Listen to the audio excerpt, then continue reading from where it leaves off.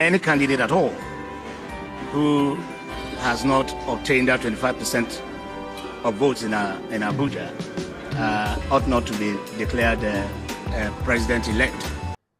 92% poverty. Those are the numbers coming out of Zamfara State. One of the highest as regards people impoverished in this country. Little or no, very little minimal development.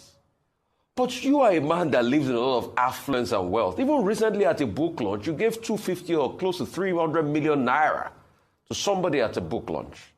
A lot of people are saying, why didn't you spend a lot of effort in fixing your state and at least improving the poverty prospect when you were there?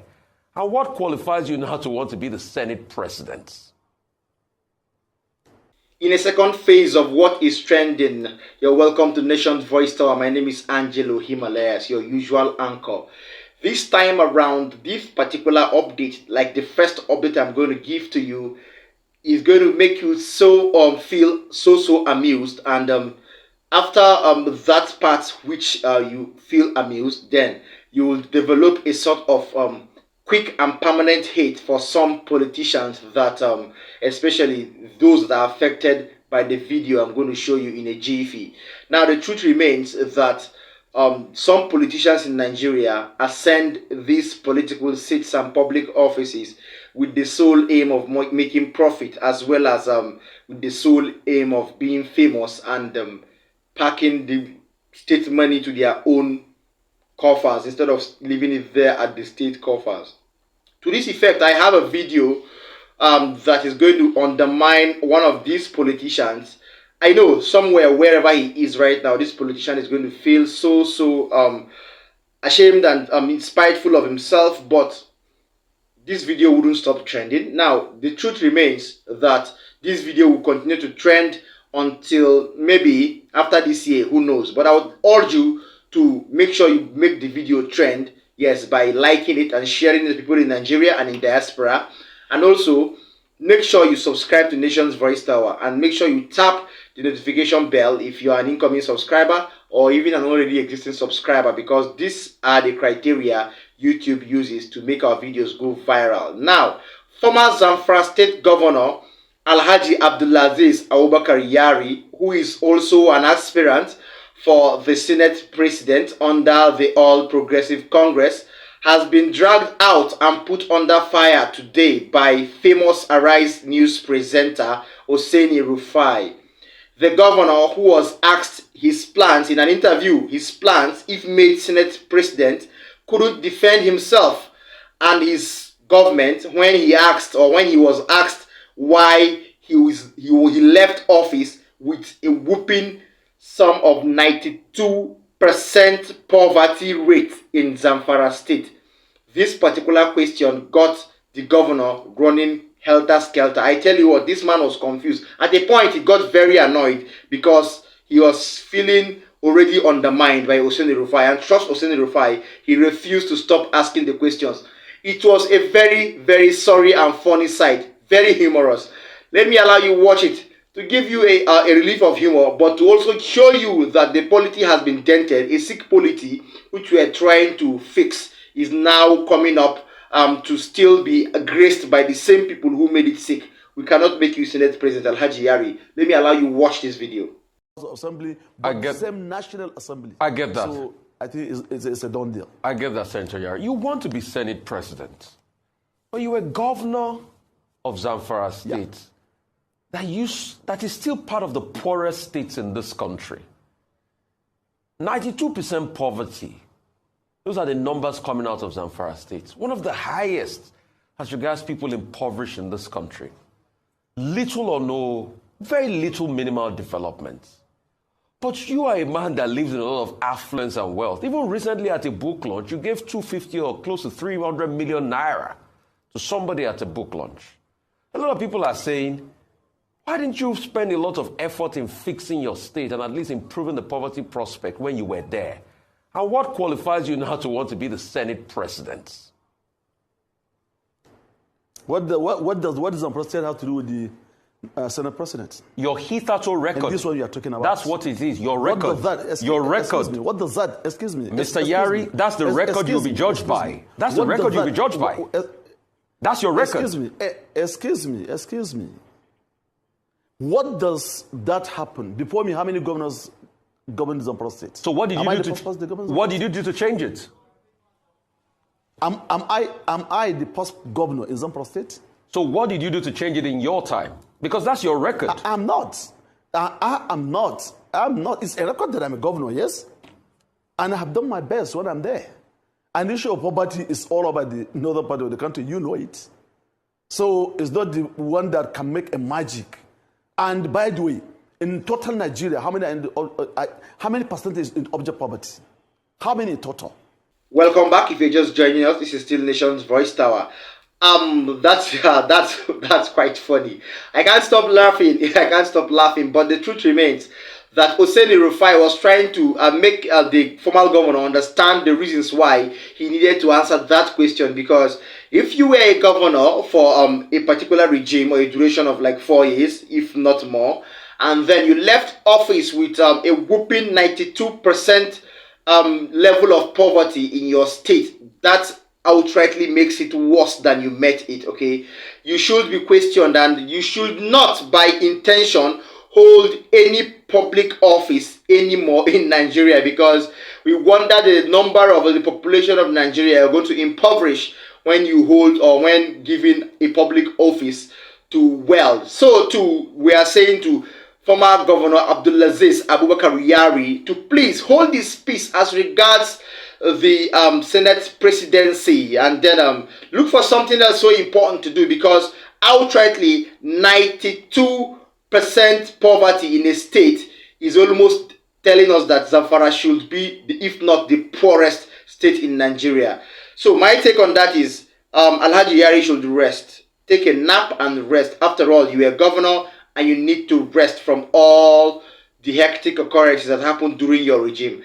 That is that. Now to a very funny video. This particular one, I will call it a sort of happy video, because it's going to serve as a form of succor and hope to Nigerians.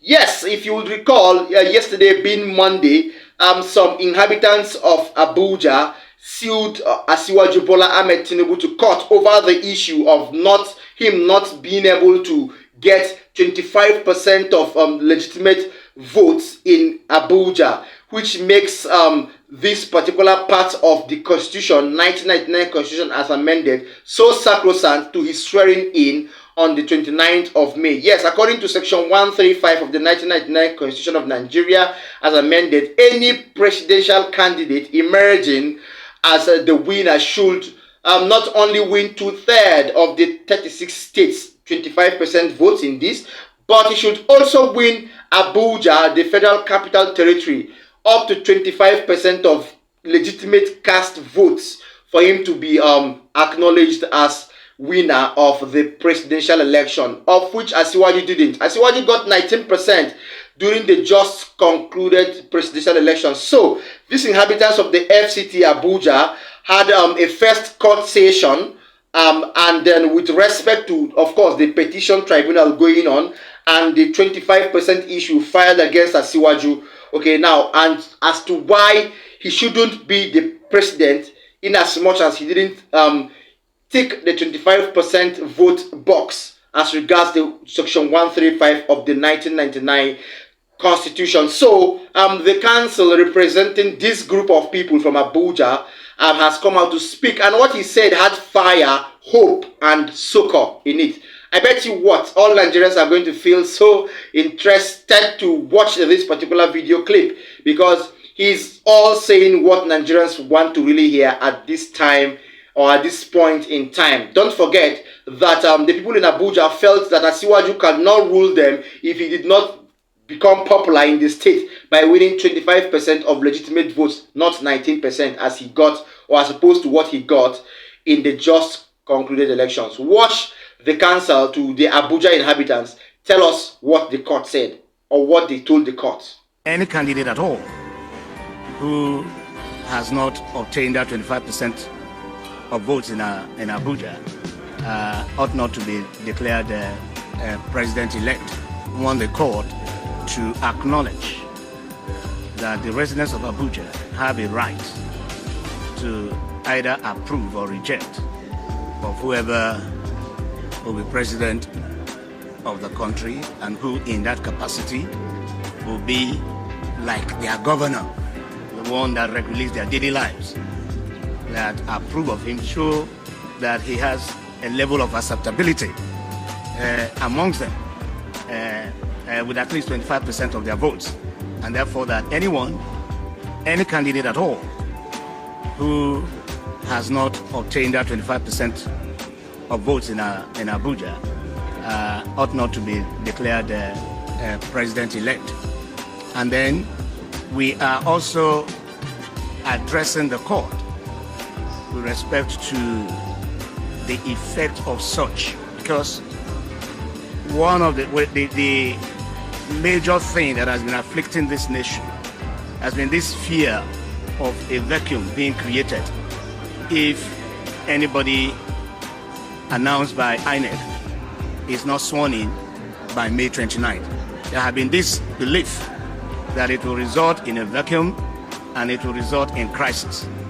But we have brought it out to the court that the Constitution has envisaged such a situation.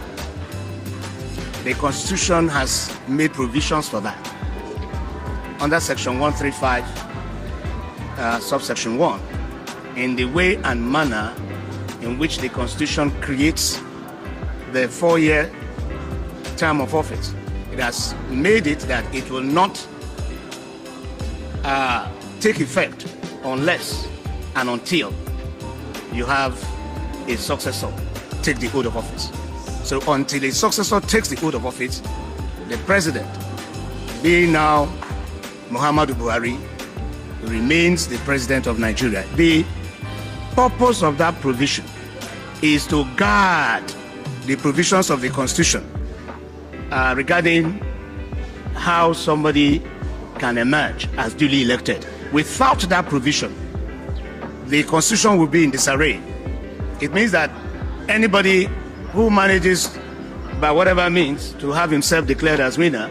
Okay, welcome back. That was the particular video there. I hope you enjoyed what the council said. If really what the council said would be heard as one of the prayers in court as tabled by the inhabitants of Abuja, I will tell you outrightly that then 29th May is not sacrosanct. That is just the truth. I will tell you that 29th May swearing in for Asiwaju might not be sacrosanct, because if the court should listen to these prayers by these inhabitants, then Asiwaju and former Honorable Shetima should find places to hide their faces. Yes, next on my update list is about the Ohanaeze Ndigbo. Ohanaeze Ndigbo has dissociated itself from a move to be part of Asiwaju's inauguration, talking about Bola Ahmed Tinibu, the president-elect, and Honorable Kashim Shettima, his vice president-elect. According to Sahara reporters, the Apex Igbo socio-cultural organization worldwide called Ohanaeze Ndigbo has refuted media reports that it would participate fully in the inauguration or forthcoming inauguration of the president-elect Bola Asiwaju Ahmed Tinibu on the May 29th, 2023. Speaking to newsmen, one Okechukwu Isi Guzoro, the spokesperson of a factional Ohanaeze Ndigbo, came out to confirm this and presumably indicated in his speech the truth or falsehood of the report. That is that. I hope you stay glued to Nation's Voice Tower and always wait for our notifications, or always make sure you keep an eye on Nation's Voice Tower, because we wouldn't back down from bringing you updates, political updates back to back. See you in my next update. Bye.